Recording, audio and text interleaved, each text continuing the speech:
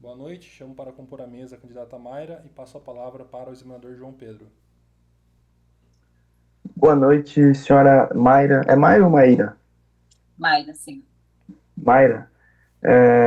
Vamos iniciar sua arguição pela disciplina de língua portuguesa. A senhora está preparada?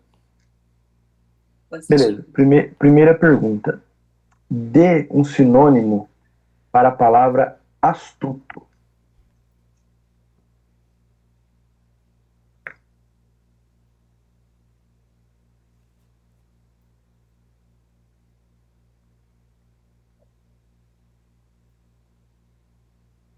Excelência. O sinônimo da palavra astuto é retraído. Segunda pergunta. Conjugue o verbo investigar no pretérito imperfeito do subjuntivo.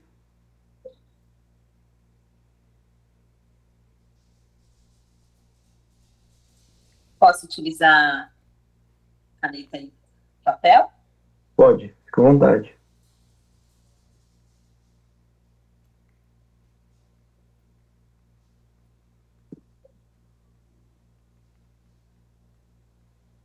Excelência, por gentileza, repete por favor, o verbo.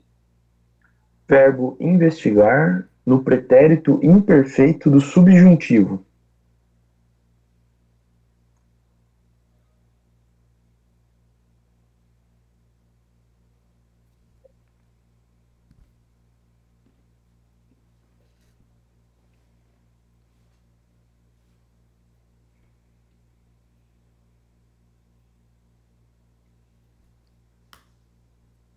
Excelência, o verbo investigar no pretérito imperfeito do subjuntivo é que eu investigue, que tu investigues, que ele investigue, que nós investiguemos, que vós investigueis, que eles investiguem. A senhora poderia repetir? Tudo? Aham. Pretérito imperfeito do subjuntivo. Isso.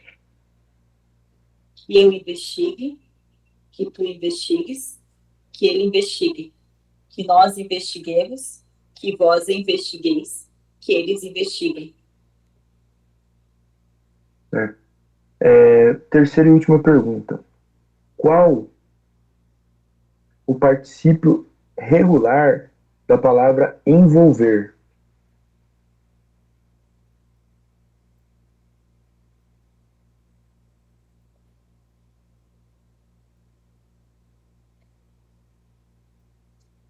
Excelência, o particípio regular da palavra envolver é o particípio er. Muito obrigado. Estou satisfeito. Boa sorte. Passa a palavra para o próximo examinador. Boa noite, senhora Maíra. Boa noite. Você é o seu examinador da disciplina de Noções de Direito. Tudo bem? Tudo bem? Podemos começar? Sim. Vamos lá, então. Comete algum crime o agente que leva por engano o notebook do colega de trabalho ao invés do seu?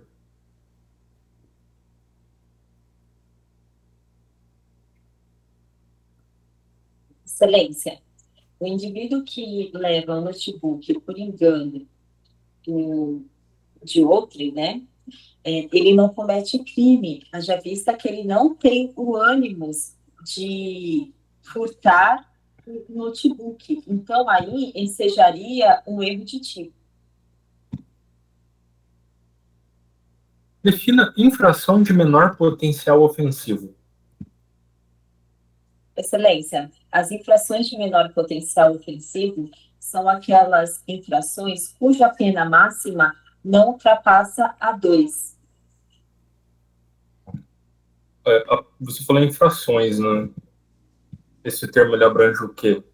Apenas os crimes? Não. As infrações de menor potencial ofensivo, elas abrangem as penas os crimes cujas penas máximas não ultrapassam a 2 anos, bem como as contravenções penais. E se o crime tiver combinado uma pena de multa, alternativamente?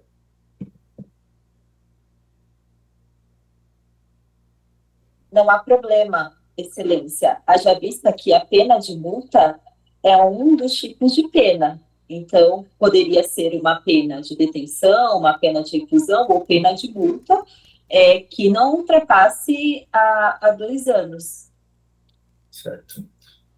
De acordo com a Lei de Acesso à Informação, defina documento.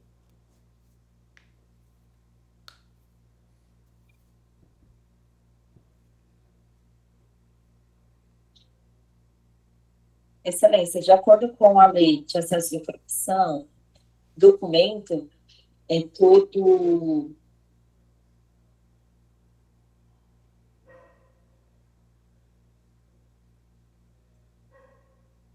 Só um minuto, por gentileza. Vamos.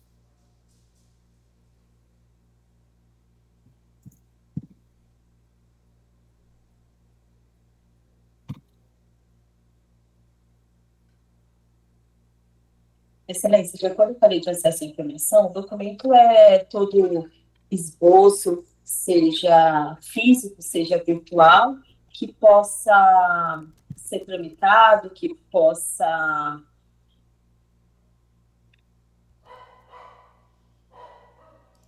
e que possa descrever algo para outras pessoas. Satisfeito? Muito obrigado. Passo a palavra para o Fernando, examinador de criminologia. Boa noite, candidata, tudo bem? Boa noite. Está pronta para ser arguida em criminologia? Sim. Perfeito, vamos lá. Primeira pergunta de criminologia. O que é a teoria da tolerância zero? Excelência, a teoria da tolerância zero é uma teoria nascida nos Estados Unidos, nas quais o menor crime ele deve ser repreendido para que os crimes de maior periculosidade, os maiores crimes, eles não aconteçam. Então, essa teoria, ela tem como escopo também a teoria das janelas quebradas. Então, é como se fosse uma vertente da teoria das janelas quebradas. Então, a teoria da tolerância zero é que devemos reprimir qualquer tipo de crime, independente se ele é um crime pequeno ou não. Certo. Segunda pergunta. Qual é a importância da criminologia para a polícia judiciária?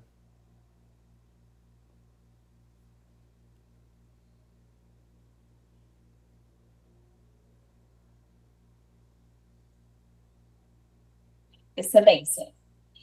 A importância da criminologia para a polícia judiciária é que a criminologia, por analisar, fazer prevenções, seja primária, secundária, terciária, estudar o crime, o criminoso, o controle social e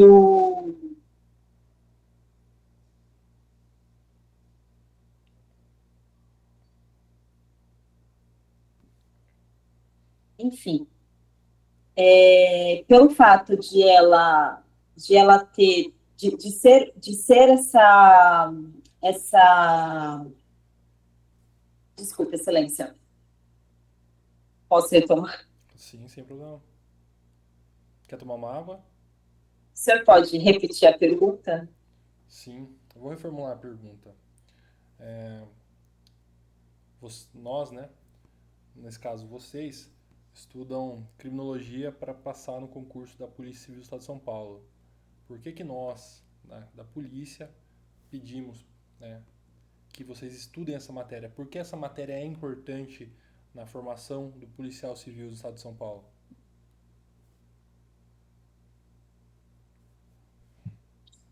Excelência, a criminologia ela é importante para a polícia judiciária, haja vista que a polícia judiciária ela vai atuar no pós-crime, né? Então, através da criminologia, onde ela estuda o crime, o criminoso, acaba estudando também o controle social, a polícia judiciária ela vai conseguir delimitar mais as áreas que precisam de mais repreensão, onde os crimes acontecem com mais assiduidade. Então, a criminologia ela é muito importante porque vai delimitar vai delimitar o trabalho da polícia judiciária a reprimir o crime, pois a polícia judiciária ela só vai atuar quando o crime acontece. Terceira e última pergunta. O método empírico proporciona um saber exato da criminalidade?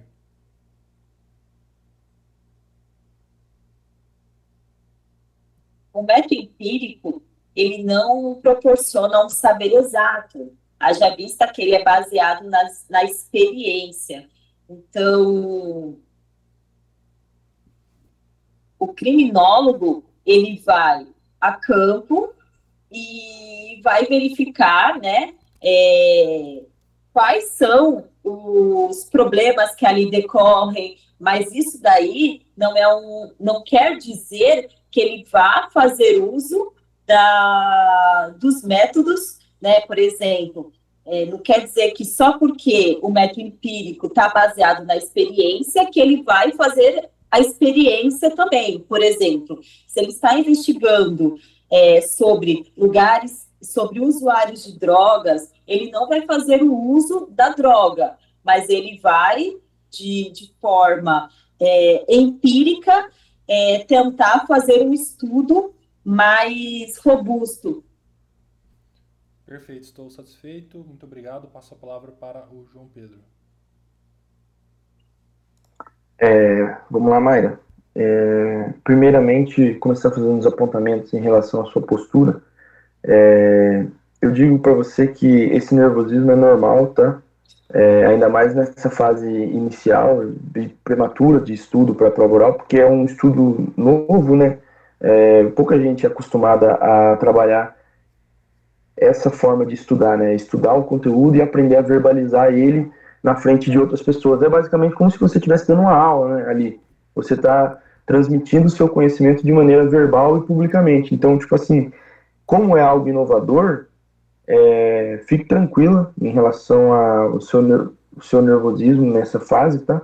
Com o tempo você vai evoluindo bastante, você vai notar isso daí, tanto da questão da familiaridade com esse novo método de estudo, tanto em relação a isso quanto a sua autoconfiança, tá? Então, eu vi que você estava um pouco nervosa, tá? Mas isso, nem se preocupe, nessa fase, eu acho que errado seria quem não estivesse, tá bom? Nervoso agora, tá? Mas eu gostei, você sustentou bem a sua postura, tá? Tipo, mesmo em nervosismo, você não fugiu de nenhuma resposta, tá bom? Você, tipo, foi... tentou até, tipo, em algumas pontuar, pelo menos, tá? Você não jogava, tipo, não me recordo, pra fugir, entendeu? E mesmo naquelas que você começava a responder, uma coisa que eu achei interessante, você não respondia de maneira tentando encerrar logo o assunto. Você tentava, tipo, demonstrar para o examinador que você tem um conhecimento sobre aquilo, tá? Porque geralmente muitas pessoas, quando não estão nervosos ou, tipo assim, têm um conhecimento meio que superficial, ele responde de maneira a fugir do assunto. E você não fez isso, você respondeu de maneira a demonstrar que conhecia, tá? Pelo menos um pouco de cada ponto que foi sorteado. Então eu gostei disso daí, tá bom? Parabéns. Em relação ao conteúdo, eu tenho alguns apontamentos a fazer, tá? O primeiro foi uma questão mais de decoreba ou até mesmo de ampliação de vocabulário, que seria sinônimos, né? Sinônimos você tem que, tipo, decorar e ampliar vocabulário mesmo, não tem outra técnica de estudo, tá? Eu pedi um sinônimo para a palavra astuto. Um sinônimo correto para astuto: ardiloso, esperto, sagaz, tá bom? Então, já pode anotar isso daí. Segunda pergunta que eu fiz para você, essa eu concordo que é uma pergunta difícil, tá?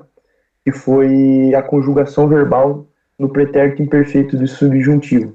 Primeira coisa nessa pergunta para você, você deve se recordar, eu acho que você já estudou isso. Pretérito imperfeito é uma ação uma ação que é falada agora, que remete ao passado, remetendo a algo que não foi concluído no passado, tá bom? Como se estivesse em aberto. Esse é o pretérito imperfeito, tá?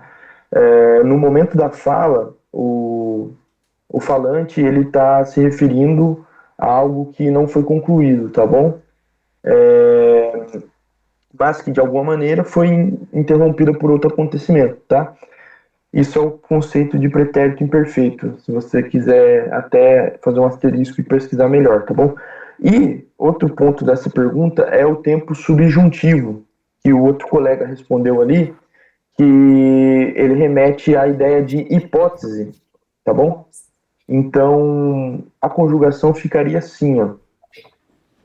Começaria pelo se, tá? Do fato da hipótese. Sempre vai ter o se. Então, se eu investigasse, se tu investigasse, se ele investigasse. Plural agora. Se nós investigássemos, se vós investigasseis, se eles investigassem. Então sempre vai ter a partícula se anterior, tá bom? É isso aí, ó. O colega mandou aí, ó, tá correto. Eu confundi com imperativo. Isso. Que o imperativo ele exime uma certeza, uma ordem, na verdade. Né? E a terceira e última pergunta foi em relação ao particípio. Tá? Você lembra o conceito de particípio? Que é uma das formas nominais do verbo, né? Ele pode ser regular e irregular.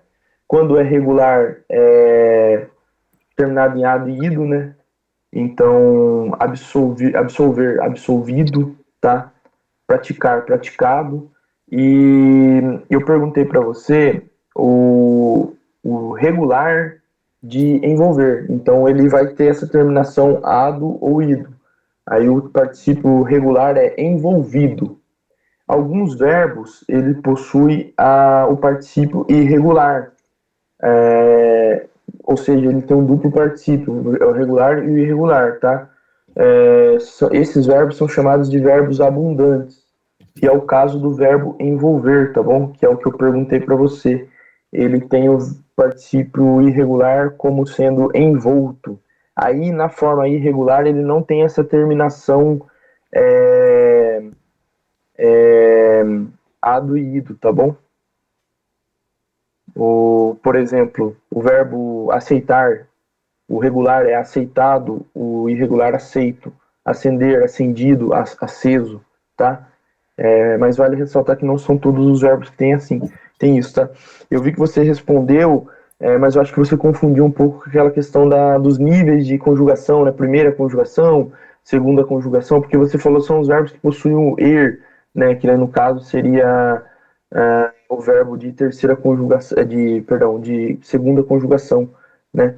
Mas, na verdade, o conceito de participo é uma das formas nominais do verbo, tá? E aquilo que eu já expliquei, tá bom?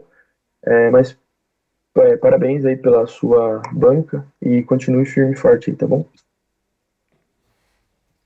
passar agora para os comentários de direita, tá bom, Maíra? Parabéns pela sua banca, tá bom? Normal eu ficar um pouco nervosa, né? Começando agora a fazer as arguições. Repito, né, o que o João Pedro falou, no que tange a postura, tá bom? Com o treino você vai melhorando, mas eu também achei boa a sua postura. Vamos aqui para o conteúdo das suas respostas. Primeira pergunta você acertou, né? Acerca da situação em que o agente ele leva um notebook do seu colega de trabalho por engano, acreditando que era seu. Há, de fato, a aplicação aqui do erro de tipo, do Instituto de Erro de Tipo. Ele exclui o dolo, não sei se você falou que exclui o dolo, né? E como não há previsão de furto culposo, há ali uma hipótese de atipicidade. tá bom? Essa seria a explicação mais adequada. Está dentro do que você falou, né? Depois eu te perguntei a definição de infração de menor potencial ofensivo, né? É, abarca as contravenções penais, os crimes cuja pena não é superior a 2 anos, cumulado ou não com multa. Eu só te cobrei que você falasse exatamente os termos da lei, né? Porque é uma pergunta bem simples, né? Primeiro você me falou infrações penais, só que infração é gênero, né? Que tem dentro dele contravenções e crimes, né? E há sim contravenções que tem mais de 2 anos, tá? Tem ali, eu sempre falo isso a título de curiosidade, que é no Decreto-Lei das Loterias. Tem alguns lá que tem pena de 4 anos de prisão simples, por exemplo. Tá bom? E, por último, eu te fiz uma pergunta mais chatinha, né? Essa pergunta foi feita, eu acho que no concurso acho que no último concurso de escrivão, nessa oral aí do ano passado, que é a definição de documento de acordo com a Lei de Acesso à Informação. É unidade de registro de informações, qualquer que seja o suporte ou formato.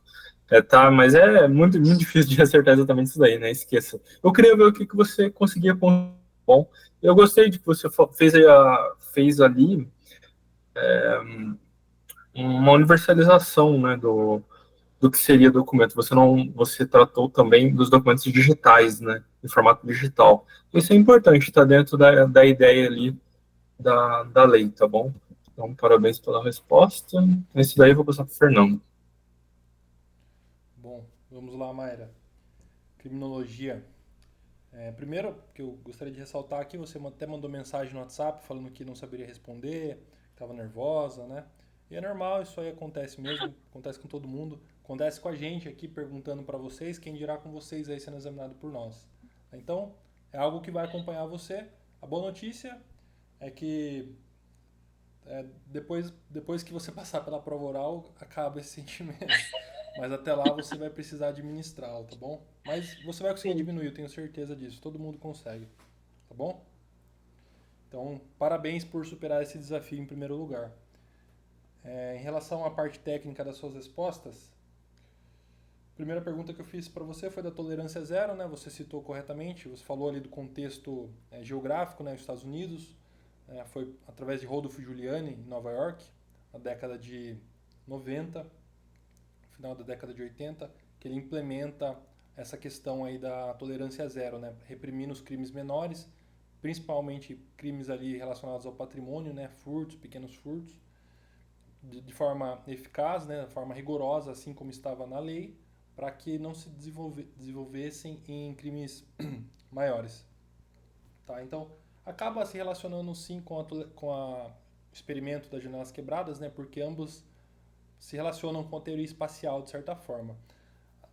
Só que no sentido que a janelas quebradas, ela era mais no sentido, vamos cuidar desse espaço, vamos ter um estado presente aqui para mostrar que a gente cuida desse espaço para que o crime não se desenvolva nesse local, né? Como fizeram lá com os veículos, né? Um no Bronx, em Nova York, e outro em Palo Alto, na Califórnia. Né? Teve essa divergência aí de cuidado com os locais e perceberam que, né, quebrando uma janela do carro lá em Palo Alto, na Califórnia, o carro foi rapidamente depenado ali, né? E teoria das janelas quebradas pode se relacionar com a cidade limpa lá do Kassab, que é uma boa relação a ser feita também. Tá? Então, basicamente é isso.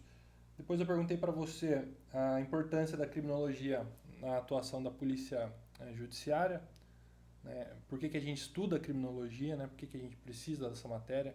É um pouco para a gente não ser tanto robô, né? Olhar só como um dogma ali, o que está na lei e, né, de forma crua, né? A gente usa essa matéria, a criminologia, para tentar entender também por que isso é crime, como o policial pode intervir da melhor forma, né? Analisar que há causas sociais, há causas biológicas, há causas psicológicas, psiquiátricas, né?